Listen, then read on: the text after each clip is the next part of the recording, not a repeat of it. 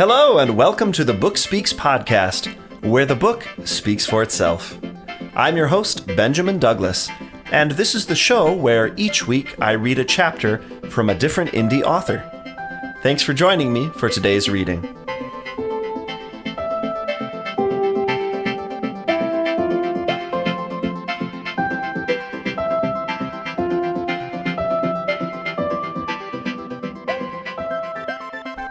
Hello, readers and writers alike. Thank you for joining me, your host, Benjamin Douglas, this fine Friday evening for the 35th episode of the Book Speaks podcast, where the book speaks for itself.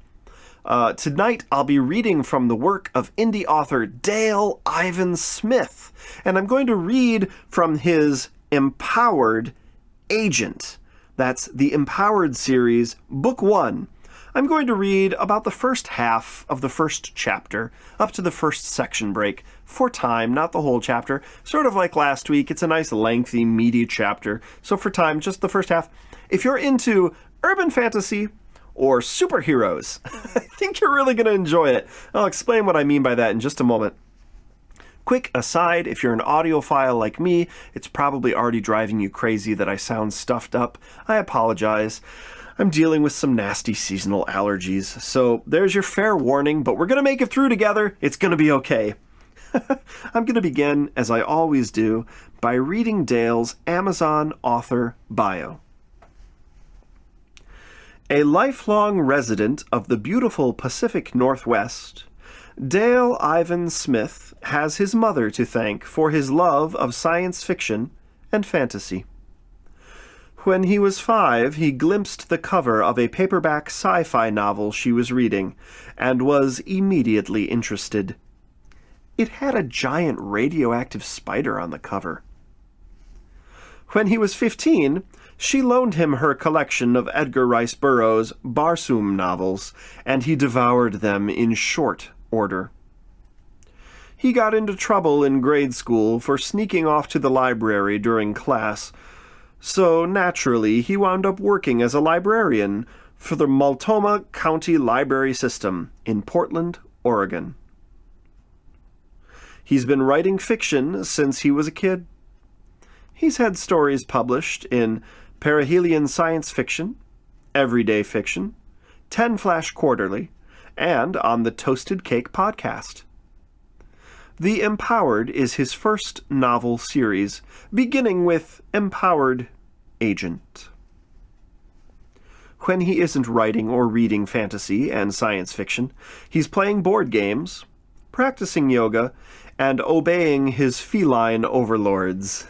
Very nice, Dale. I hear you loud and clear on the feline overlords. My apologies for not knowing how to pronounce the name of the county in Oregon there. I've never been to the Pacific Northwest. I hear really lovely things. A couple of colleagues of mine in graduate school are from that part of the world, so I know that you have people. And I hear good things. Someday. Anyway, so Dale, I encountered actually not through keyboards for once. I know! It's like a rare occurrence that I feature an author that I didn't find first on keyboards.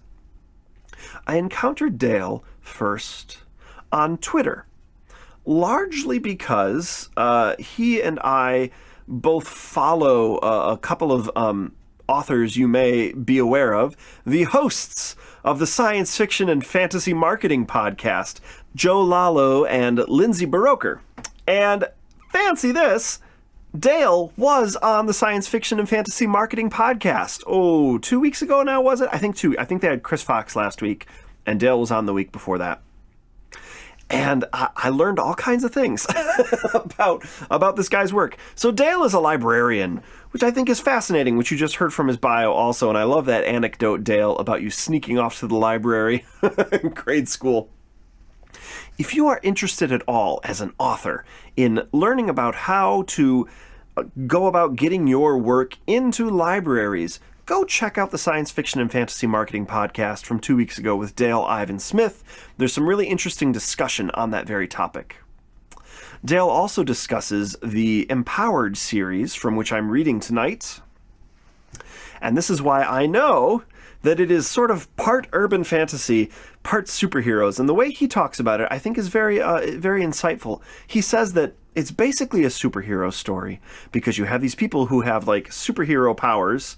Like, this isn't too much of a spoiler because you're going to hear about it in a second anyway. The protagonist in the reading, she communicates with plants sort of telepathically. She knows what they're thinking, what they need, what they want.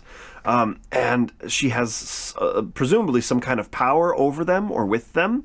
We don't quite get that far in today's reading, so whet your appetite there. But the whole thing is sort of set in this tone of urban fantasy, and he describes it as a noir tone, sort of like the old detective films.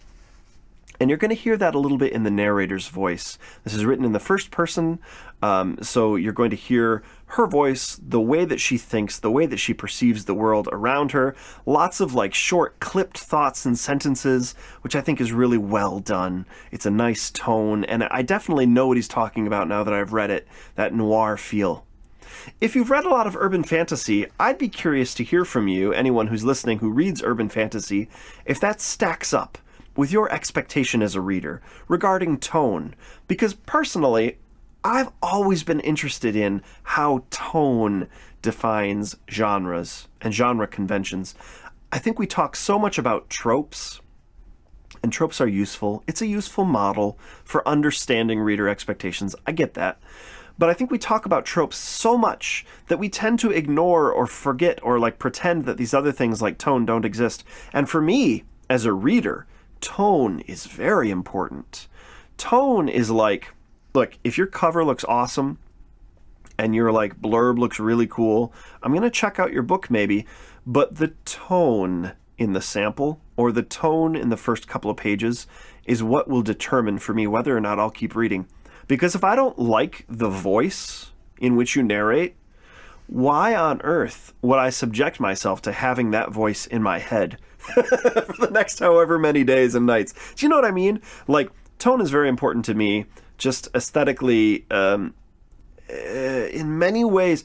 I can only think of one instance in which the story itself hooked me in spite of a tone that I really didn't care for. And I'm not going to mention the name of that book because I feel like it would be insulting to do so, since I've already said the tone was really bad.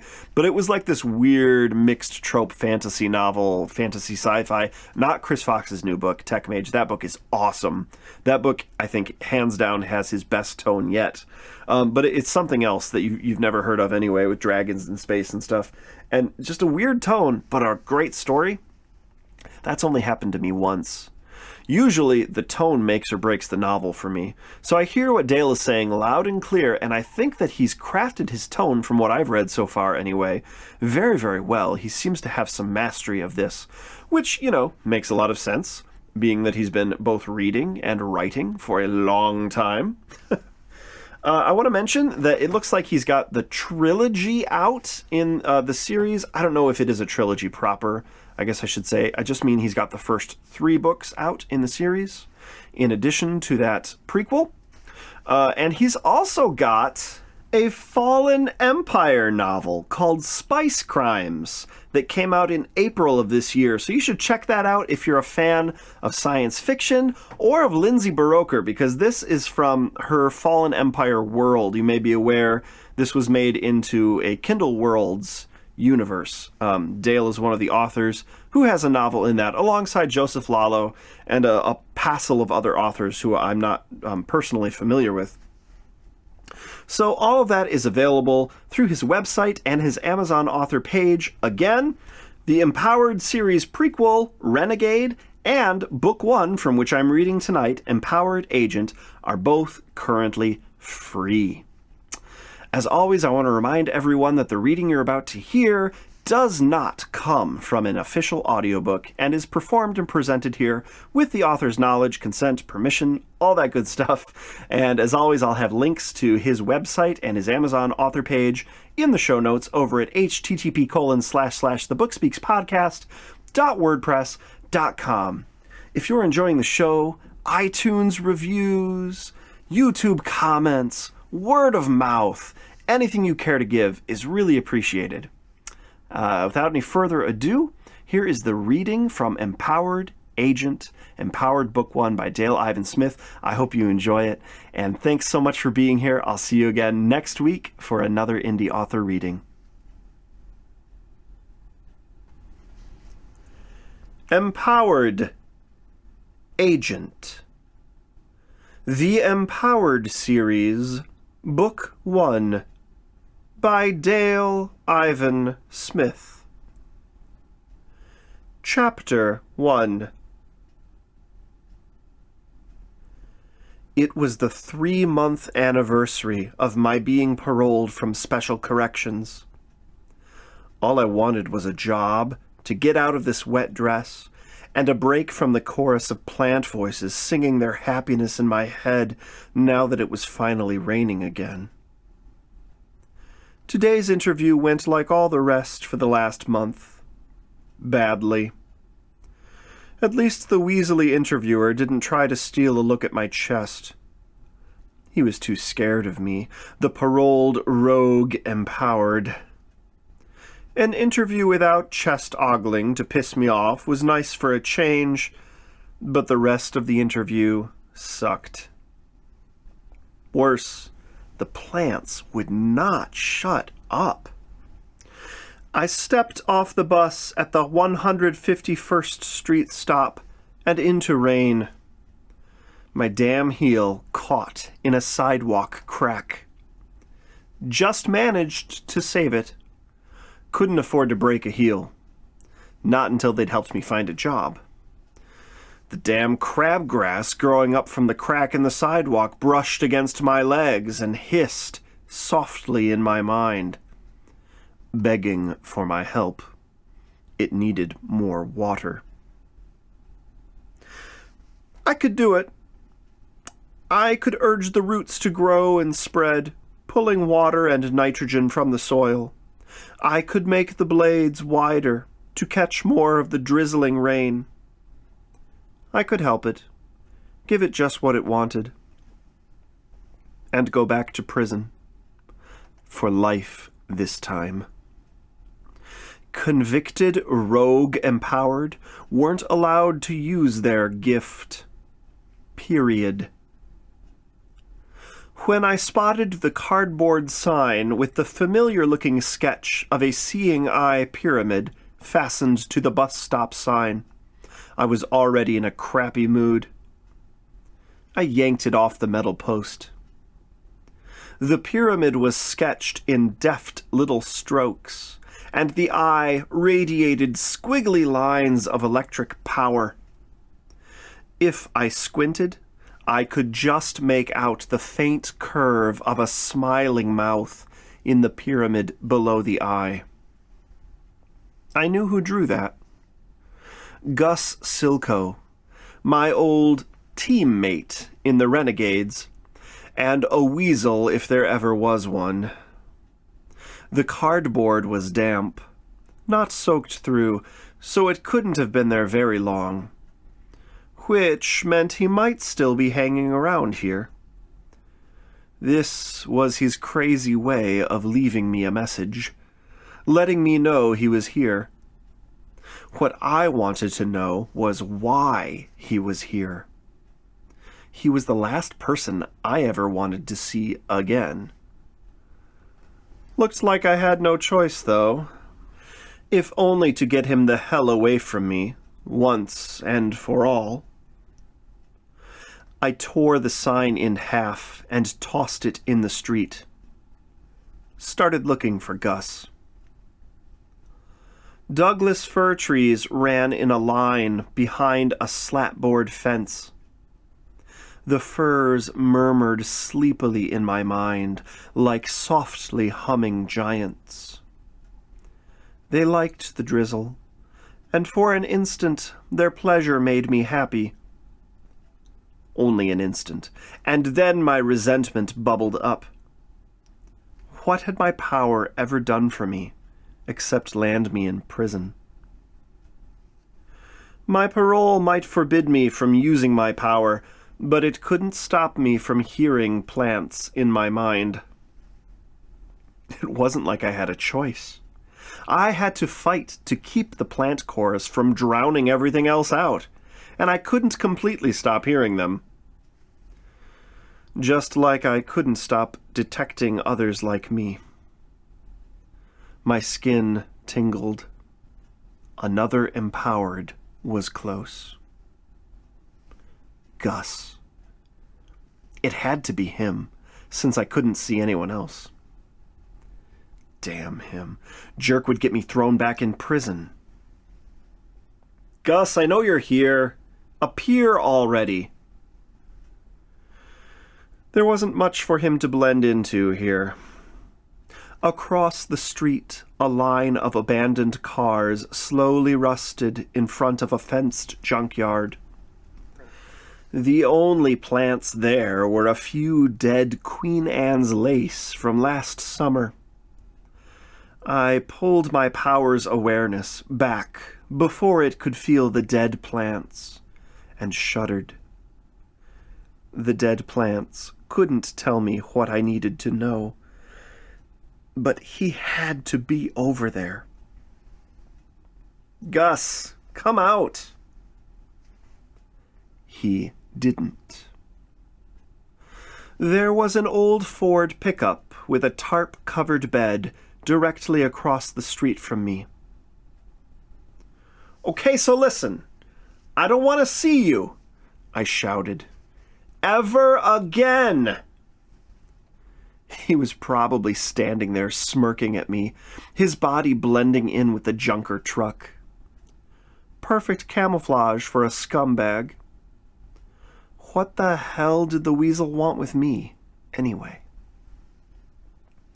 I turned and headed for the Shadowwood Apartments, wiping the damn rain off my face and keeping my eyes fixed on the apartment complex sign.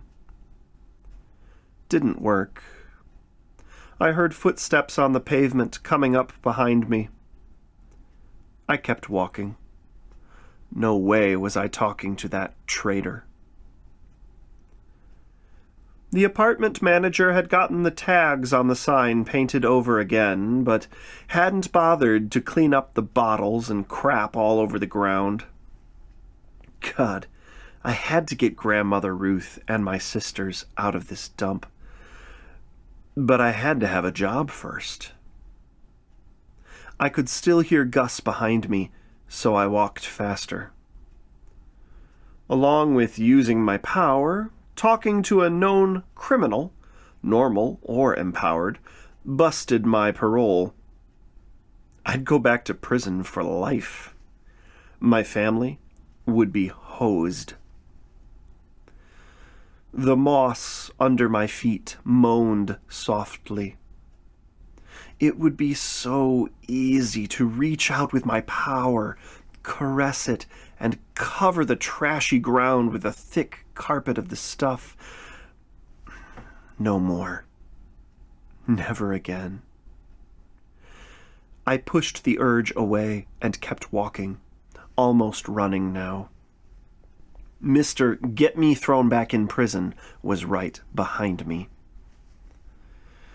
Then I heard swearing and the clink of bottles. I whipped back around. Gus sprawled on the dirt next to the sign, face down on slimy, wet newspapers. His jacket hood had fallen back, and I could see long, dark hair beneath a knitted black cap. A lone beer bottle rolled across the sidewalk and clattered over the edge into the street, while two more bottles spun slowly near his feet. Tripped by the party from last night. If I wasn't so ready to punch him, I'd be laughing. The fall must have broken his concentration, and without that, he couldn't blend in and hide. He still wore that grungy old army field jacket of his. It was ancient, made just after the 3 days' war. There were blank patches where the radiation detectors used to be. Gus got onto his knees and looked up at me. The same old Gus. Pale face and nervous eyes that never looked in any one place for long. His black hair hung down from under a dirty orange cap. He was maybe 5 years older than me, but he looked old. I clenched my fists. "Why are you here, Gus?"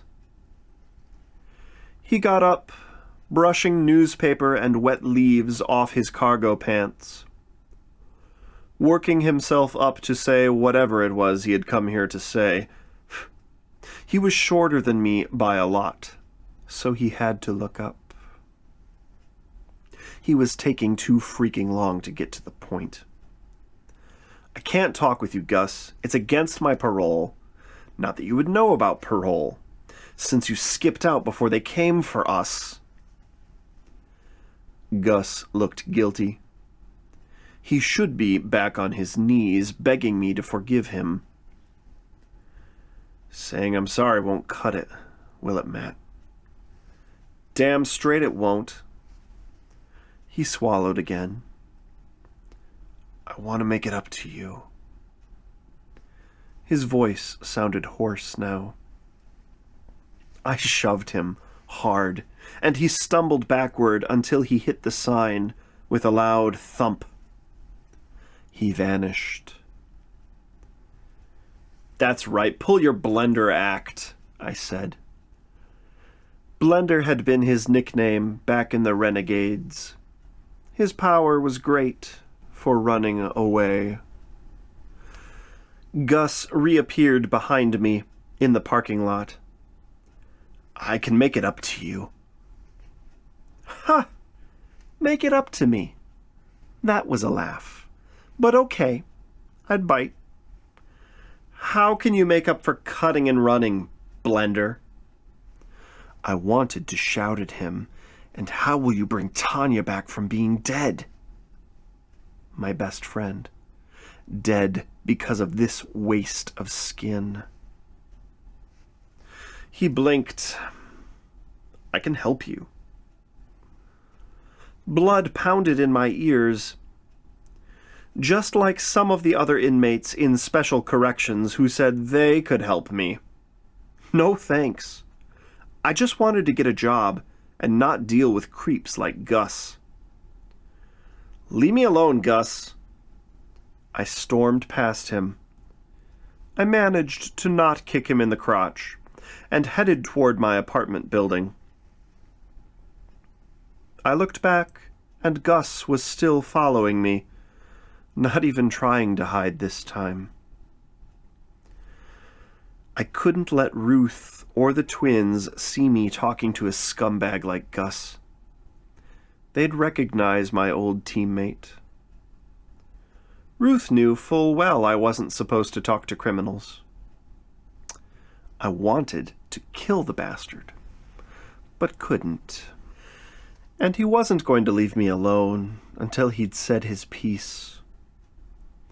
I stopped. "All right, Gus, you can say what you came to say, but not here in the open where everyone can see us." I nodded at the complex's storage building. "Follow me," I said. "But first, do your Invisible Man act." He vanished. My skin still tingled from him being nearby. All of us empowered are able to detect other empowered when we're near each other. It means we have a hell of a time sneaking up on each other. Gus's blending gave him an advantage, and the little creep always took maximum advantage. I went to the storage building, unlocked the door, pushed it open. "In," I said. I waited long enough for him to get inside, then followed. I turned on the light and closed the door behind me. Gus stood in the middle of the room, flanked by storage cases, looking like a trapped animal. Which he was, as far as I was concerned. Bastard weasel. He flinched when I walked up to him and looked at his hands. Your hair is so different. It's so short now. I grabbed his jacket, hauled him up close to me. What the hell does that have to do with anything? You're wasting my time, jerk. His Adam's apple was bobbing like a cartoon character's. He was scared to death, sweating. Gus had always been a bit fragile. Back in the Renegades, the professor used to say Gus took careful handling, that fear drove him more than most people. Yeah, well, Gus's fear killed the professor and my best friend, because he wasn't there when we needed him. And now he was back, trying to screw up my life again. I'm sorry, he stuttered. Please! I gave him a hard look, which shut him up.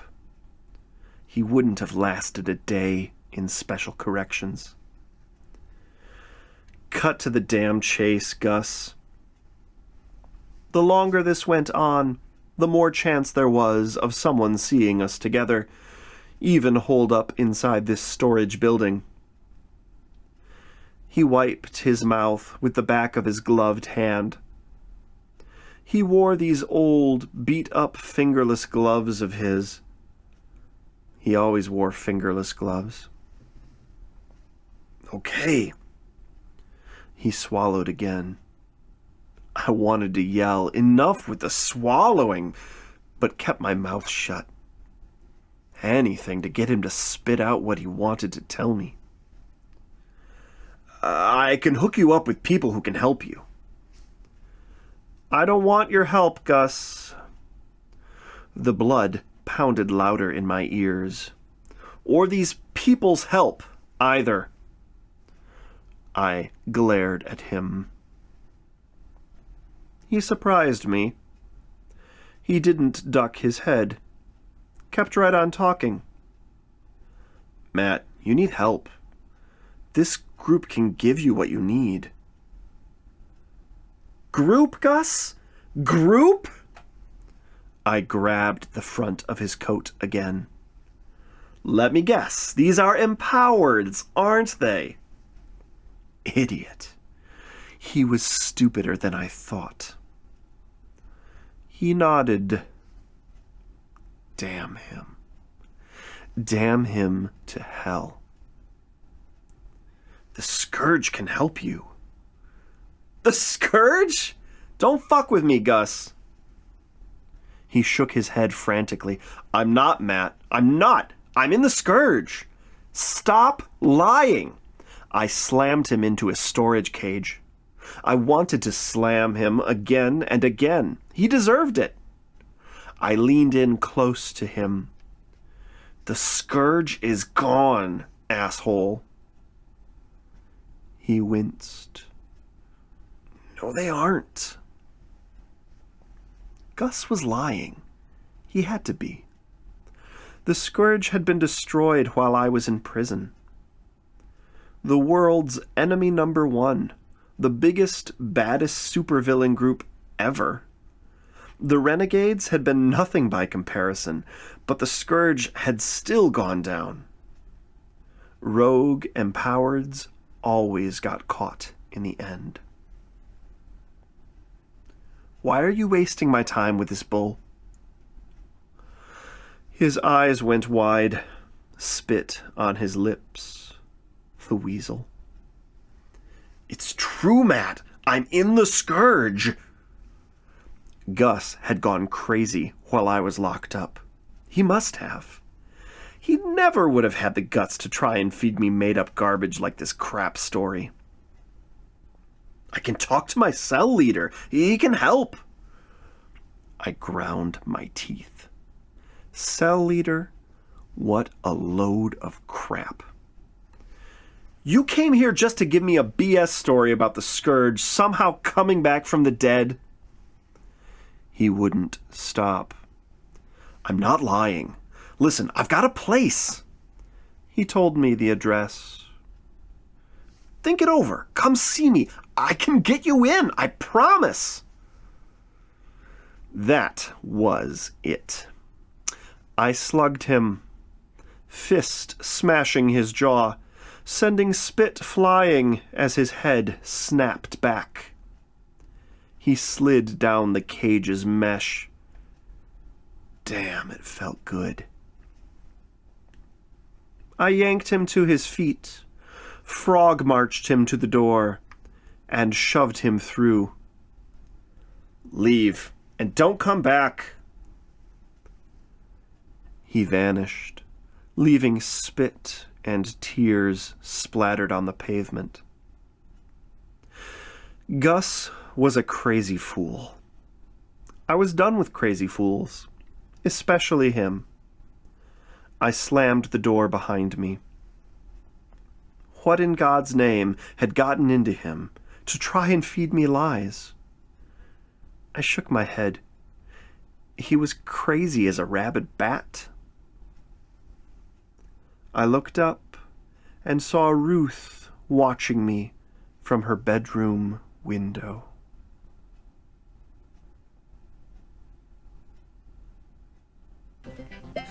This concludes another episode of the Book Speaks podcast, where the book speaks for itself. Thanks for joining me, your host, Benjamin Douglas, for another indie author reading.